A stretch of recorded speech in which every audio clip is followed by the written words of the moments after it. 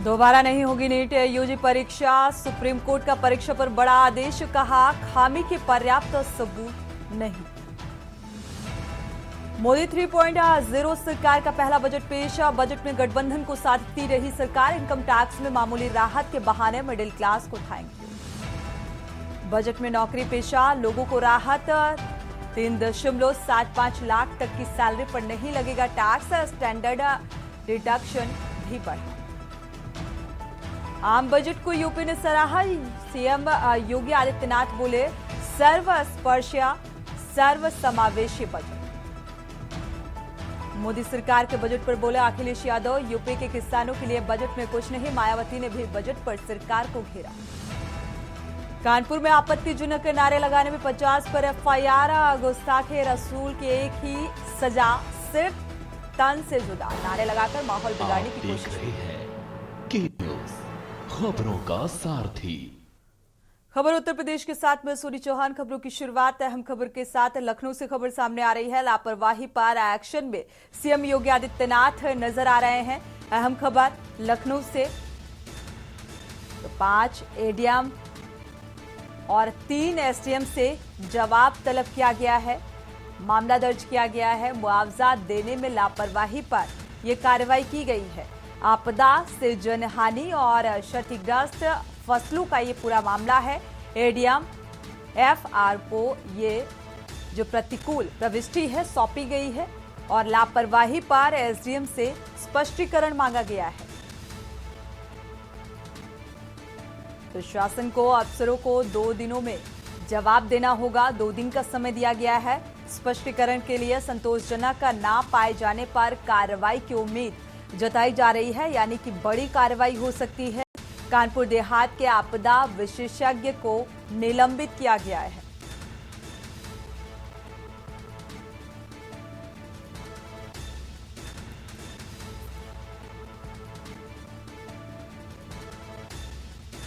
तो आपदा विशेषज्ञ को निलंबित किया गया है। कानपुर देहात के लापरवाही में योगी आदित्यनाथ 2 दिन का समय स्पष्टीकरण के लिए। 5 एडीएम और 3 एसडीएम से जवाब तलब किया गया है। तो मुआवजा देने में लापरवाही पर यह कार्रवाई की गई है। एक्शन आपदा से जनहानि और क्षतिग्रस्त फसलों का मामला है यह पूरा।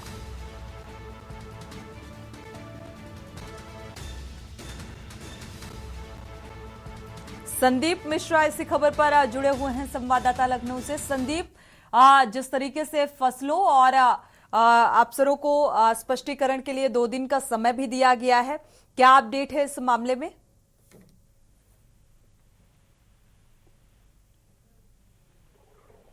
संदीप, आवाज मिल पा रही है क्या? चलिए दोबारा से संपर्क करने की कोशिश करते हैं। तो शासन को अफसरों को 2 दिनों का समय दिया गया है स्पष्टीकरण के लिए। जवाब तलब किया गया है। संतोषजनक जवाब न मिलने पर बड़ी कार्रवाई की उम्मीद जताई जा रही है। तो कानपुर देहात के जो आपदा विशेषज्ञ हैं उन्हें भी निलंबित किया गया है। जो फसलों का नुकसान हुआ उनका आकलन कर उचित मुआवजा दिया गया नहीं दिया गया, इसको लेकर स्पष्टीकरण जवाब मांगा गया है। तो मुआवजा देने को लेकर लापरवाही बढ़ती गई और इसी को लेकर अब एक्शन में योगी आदित्यनाथ। जनहानि यानी कि जो भी दुर्घटनाएं हुई और जनहानि हुई उसका आकलन कर उसको लेकर मुआवजा दिया गया, या फसलों का जो भी नुकसान हुआ इसको लेकर मुआवजे का ये पूरा मामला और इसी को लेकर स्पष्टीकरण मांगा गया है। संदीप मिश्रा इसी खबर पर जुड़े हुए हैं। संदीप, अब एक्शन भी योगी आदित्यनाथ नजर आ रहे हैं उचित मुआवजे को लेकर। बिल्कुल, देखिए कहा जा सकता है कि बाढ़ के कार्यों में लापरवाही देखने को मिली थी, जिसके बाद से असंतोष व्यक्त किया था। इसके बाद से अब एक्शन मोड में सीएम योगी नजर आ रहे हैं और उन्होंने लापरवाह 5 एडीएम एफआर के और 3 एसडीएम के जवाब तलब किया है। उन्होंने साफ तौर पे उनसे पूरा जवाब मांगा गया है कि आखिर किस तरीके से बाढ़ क्षतिग्रस्त जो फंसते हैं उनका मुआवजा अब तक क्यों नहीं दिया गया है, उस पर लापरवाही बरती गई थी, इसको लेकर के स्पष्टीकरण मांगा गया है। हालांकि अगर शासन में 2 दिनों के अंदर जवाब तलब नहीं होता है तो उनके खिलाफ कार्रवाई करने के आदेश जो है वो जारी किए जाएंगे। हालांकि कहा जा सकता है कि उत्तर प्रदेश के मुख्यमंत्री योगी आदित्यनाथ वो बाढ़ को लेकर के पूरी तरीके से एक्शन मोड में है और लगातार वो निरीक्षण भी कर रहे हैं। इसके साथ ही साथ अधिकारियों से पूरी अपडेट भी ले रहे हैं। ऐसे में अगर लापरवाही अधिकारी करते हैं तो उनके खिलाफ कार्रवाई करना तय माना जा रहा है। हालांकि संदीप, आपदा जो प्रबंधन है फिलहाल उनको निलंबित किया गया है कानपुर देहात के। आगे अफसरों पर भी कार्रवाई की उम्मीद जताई जा रही है। 5 एडीएम हैं, 3 एसडीएम हैं जिन पर कार्रवाई हो सकती है अगर इनकी तरफ से उचित जवाब ना मिला, और साथ ही उचित मुआवजे का जो ये पूरा मामला, क्योंकि जाहिर सी बात है समीक्षा में ये बात निकलकर सामने आई है और इसीलिए इतनी सख्ती सीएम योगी आदित्यनाथ की तरफ से। बिल्कुल कहा जा सकता है कि उत्तर प्रदेश के मुख्यमंत्री योगी आदित्यनाथ बाढ़ को लेकर के किसी प्रकार से कोई लापरवाही नहीं देखना चाहते हैं। शायद यही वजह है कि बाढ़ के कार्यों में लापरवाही करने वालों के खिलाफ जो है एक्शन मोड में है। और इसी तर्ज की अगर बात करें तो इनसे जवाब तलब मांगा गया है कि अगर जवाब तलब अगर 3 दिन के अंदर नहीं देते हैं, 2 दिनों के अंदर, तो उनके खिलाफ सख्त कार्रवाई की जाएगी। यानी कि बाढ़ कार्यों में लापरवाही करने पर कानपुर देहात के आपदा विशेषज्ञ को निलंबित भी कर दिया है। इसके साथ ही साथ में जो 5 लोग और हैं उनके खिलाफ भी कार्रवाई करने के निर्देशित किए गए हैं। लेकिन महत्वपूर्ण है कि जवाब तलब जब हो जाएगा उनका, उन्होंने अपना स्पष्टीकरण दे देंगे, उसके बाद से विभाग जो है कार्रवाई करेगा। लेकिन फिलहाल उत्तर प्रदेश के मुख्यमंत्री योगी आदित्यनाथ निरंतर जो है बाढ़ को लेकर के अपनी नजर बनाए रखे हैं और अधिकारियों से भी अपडेट लेते हुए नजर आ रहे हैं। जी शुक्रिया इस तमाम जानकारी को साझा करने के लिए। तो कई अधिकारी रडार पर हैं, अगर उचित जवाब स्पष्टीकरण इनकी तरफ से नहीं सौंपा गया तो जाहिर सी बात है इनके खिलाफ सख्त कार्रवाई होने की उम्मीद जताई जा रही है।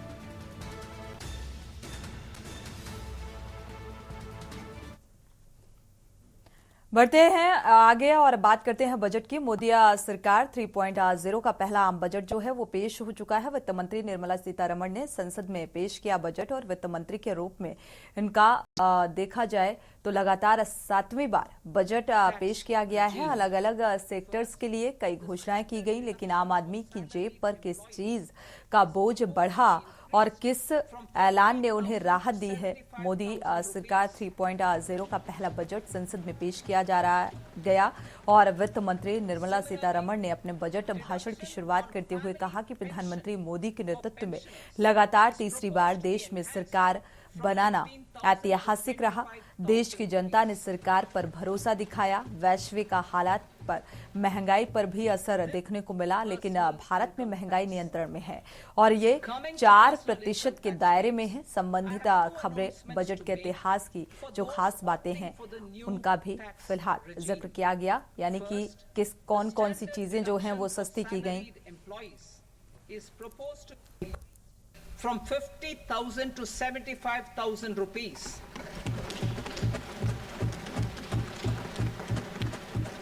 Similarly, deduction on family pension for pensioners is proposed to be. तो बजट की ये बड़ी बातें हैं जो आप टीवी स्क्रीन पर देख पा रहे हैं। ग्राफिक्स के जरिए आपको बताने की कोशिश करते हैं। न्यू टैक्स रेजिम के टैक्स में बदलाव किया गया है, यानी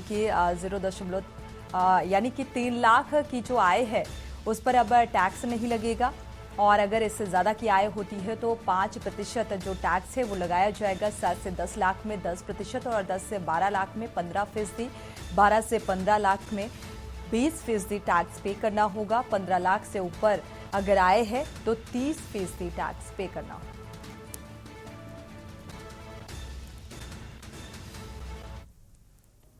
खबर लखनऊ से है। आपको बता दें, आम बजट को लेकर उप मुख्यमंत्री केशव प्रसाद मौर्य ने भी मीडिया के सामने अपनी बात रखी और कहा कि यह बजट अब विकसित भारत की मजबूत इमारत, युवाओं, महिलाओं और गरीबों के उत्थान को समर्पित है।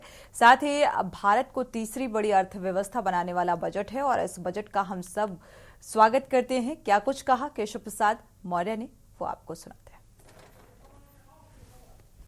मोदी जी के तीसरी बार मोदी सरकार का जो बजट आज प्रस्तुत हुआ है वह बहुत शानदार है, बहुत जोरदार है। यह विकसित भारत की जहां नींव मजबूती से डालने का काम किया गया है, वहीं विश्व की तीसरी अर्थव्यवस्था के रूप में भारत को खड़ा करने का एक दूरदृष्टा जो नेतृत्व होता है, उसने इस बजट के माध्यम से आज संदेश देने का काम किया है। इस बजट में जहां एक तरफ 4 करोड़ रोजगार सृजित करने का ऐलान हुआ है, जहां 1 करोड़ युवाओं को इंटर्नशिप देने का ऐलान हुआ है, जहां 5 वर्ष तक प्रधानमंत्री गरीब कल्याण अन्न योजना का राशन वितरित करते रहने का ऐलान हुआ है, महिला सशक्तिकरण का ऐलान हुआ है, कैंसर जैसी गंभीर बीमारियों से पीड़ितों को राहत प्रदान करने का जो ऐलान हुआ है, वह अपने आप में ऐतिहासिक है। और विश्व की महाशक्ति के रूप में भारत खड़ा हो, या जो लक्ष्य रख करके आज का बजट प्रस्तुत किया गया है, मैं इसका स्वागत करता हूं, अभिनंदन करता हूं, बधाई देता हूं।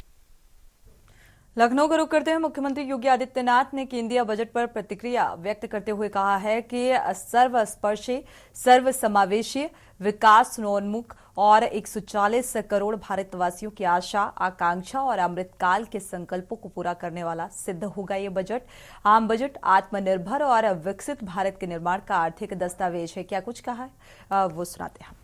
आदरणीय प्रधानमंत्री श्री नरेंद्र मोदी जी के मार्गदर्शन में देश की नई संसद में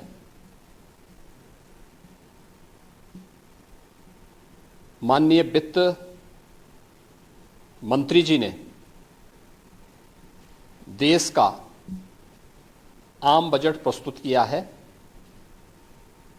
यह बजट सर्वस्पर्शी,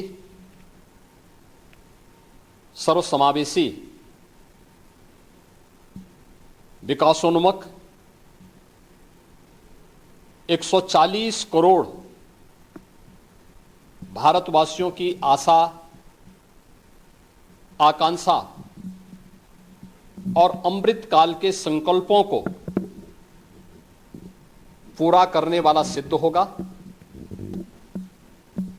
आम बजट 2024-25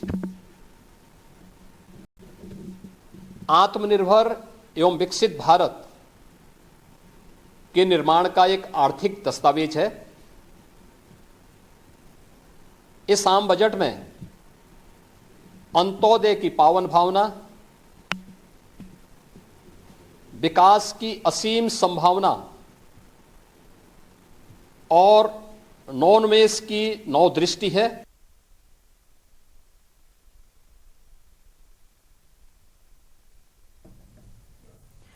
उप मुख्यमंत्री ब्रजेश पाठक ने बजट पर प्रतिक्रिया जाहिर की है। क्या कुछ कहा है सुनाते हैं आपको। माननीय प्रधानमंत्री नरेंद्र मोदी, वित्त मंत्री निर्मला सीतारमण जी ने जो बजट प्रस्तुत किया, हम कह सकते हैं आधुनिक भारत के निर्माण में सहायक सिद्ध होगा। 2047 में विकसित भारत का संकल्प का सपना जो देशवासियों ने माननीय मोदी जी के मार्गदर्शन में देखा है, उसको पूरा करने वाला बजट है।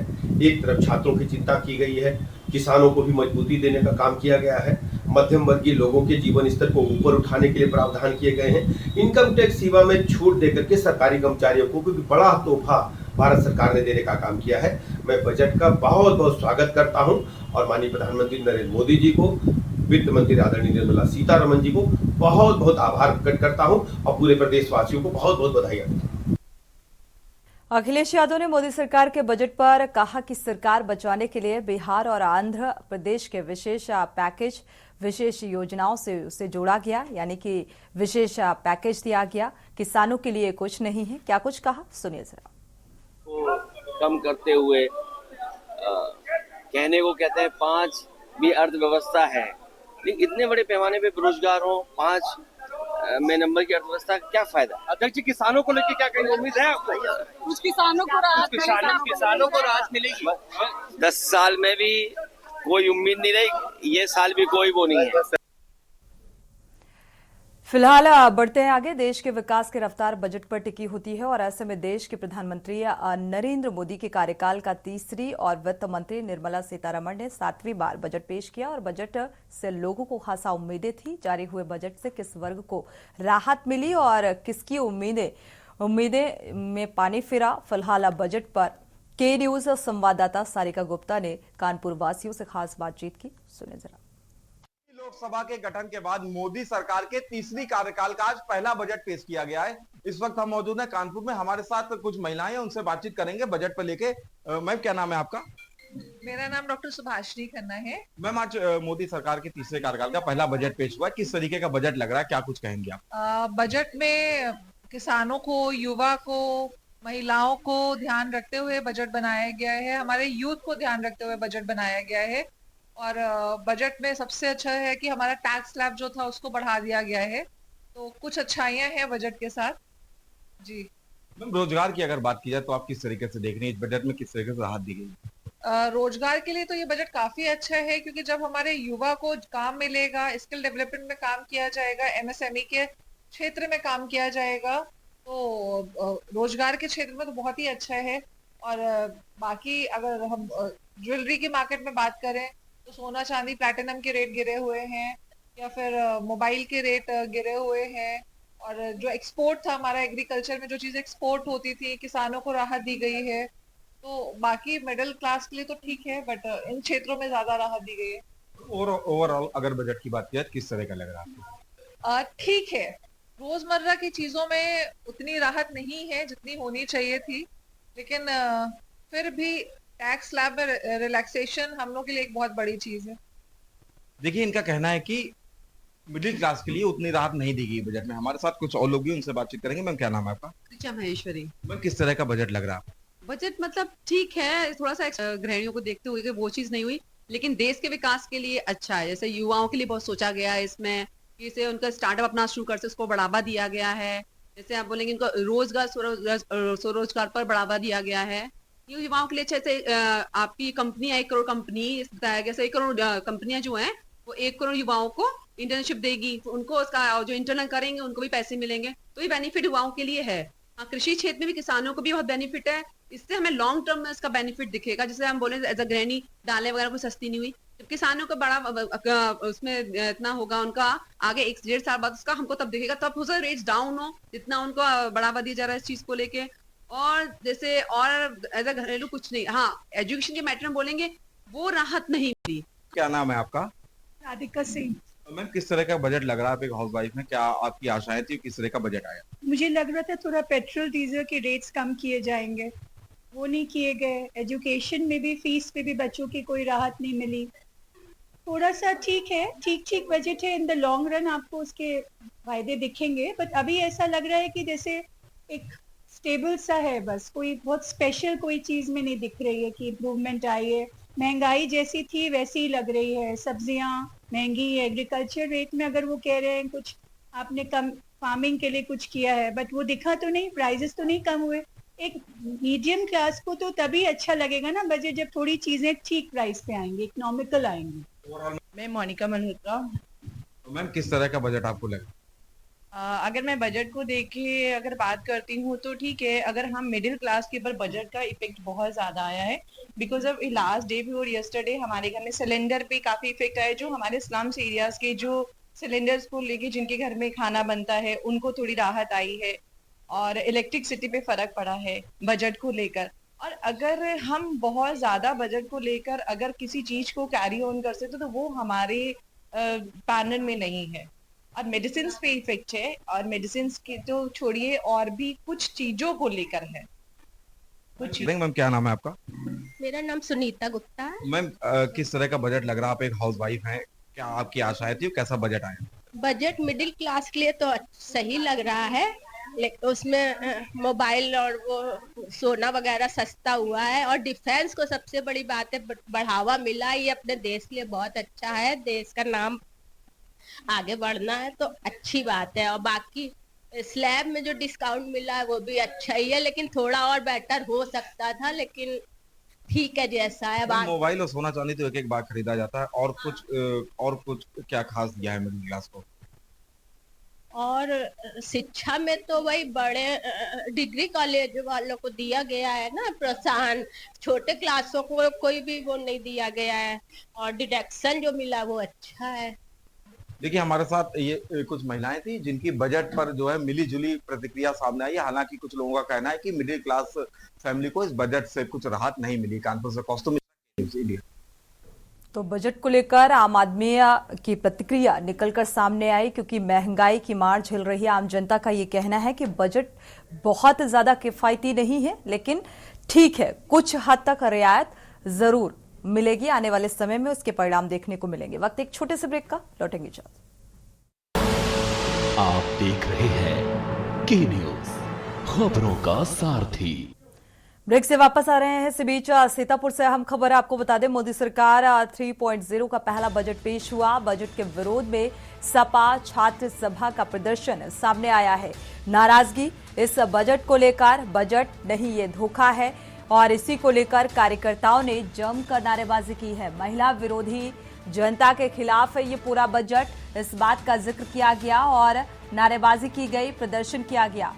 अमीरों का बजट बताया है इसे, गरीबों पर संकट का स्लोगन बनाया।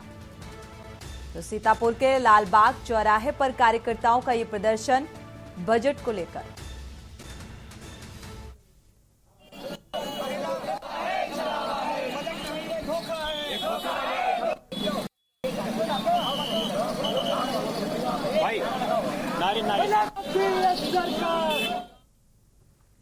गाजीपुर पुलिस और स्वाट सर्विलांस टीम की आजकल बॉर्डर क्षेत्रों में सरगर्मी बढ़ती जा रही है और बीती देर रात थाना दलदार नगर पुलिस की संयुक्त टीम द्वारा चेकिंग के दौरान गौ तस्कर सोनू नट से मुठभेड़ हो गई। और जब बुलेरो गाड़ी में कुछ गौवंश को लेकर बिहार की तरफ जा रहा था और पुलिस चेकिंग को देखकर पुलिस पर फायरिंग कर भागने लगा, तो पुलिस ने मुठभेड़ में फायरिंग कर उसे घायल कर गिरफ्तार कर लिया है और उसके कब्जे से करीब 1 अदद बुलेरो और 1 अदद तमंचा, 4 अदद खोखा कारतूस और 4 गौवंश बरामद किए गए।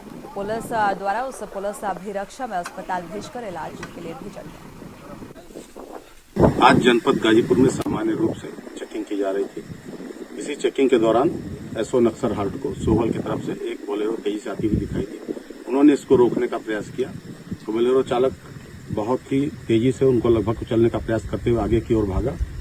इस सूचना पर एसओ नक्सर हार्ट ने खुद पीछा किया और कंट्रोल रूम को सूचना दी, जिसकी वजह से उसके सामने से जो है वायरलेस चौराहे पर एसओजी टीम और एसओ दिलदार नगर भी चेकिंग कर रहे थे। उन्होंने सामने से उसको रोकने का प्रयास किया। यह बोलेरो चालक कर्मा गांव के पास जब भाग रहा था तो उसके दाहिनी तरफ जो रेलवे पटरी थी उसकी तरफ उसने गाड़ी अचानक मोड़ दी और तेजी से भागने का प्रयास किया। रेलवे पटरी ऊंची होने के कारण इसकी गाड़ी फंस गई, इस पर इसने उतर करके पुलिस पार्टी पर फायर करना शुरू किया। इसी के साथ बुलेटिन में इतना ही। आगे खबरों के लिए आप देखते रहिए के न्यूज इंडिया।